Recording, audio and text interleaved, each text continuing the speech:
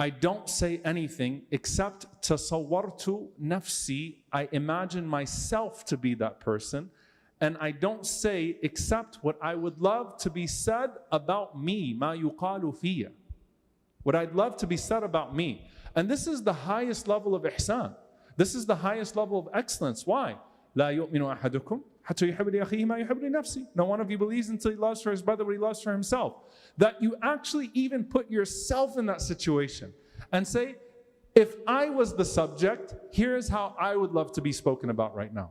And then that's what you say. Because that makes the other person almost irrelevant to how you carry yourself. And your relationship with Allah subhanahu wa ta'ala and your character and etiquettes, you want them to be at a level to where they are uninterferable, cannot be diminished by any other presence. It's just you and Allah subhanahu wa ta'ala.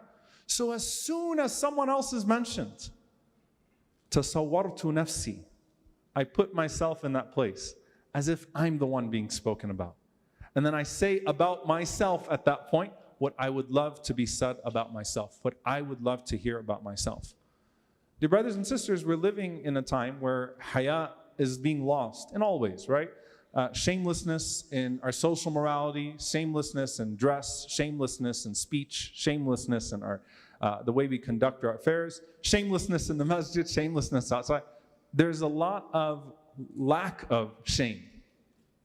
And this is one of the ways that the etiquettes of your brother or sister should be taken into consideration.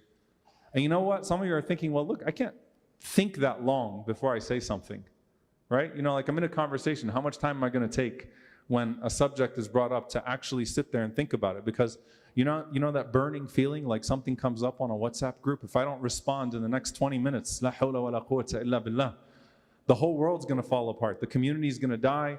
Yawm al-Qiyamah will happen. If I don't respond right now, I have to say something right now. No, you know what? Slow down. Slow down. Take a step back. من كان يؤمن بالله واليوم الآخر فليقل خير أو ليصمت. And if you have nothing good to say, don't say anything at all until you can think of something good to say.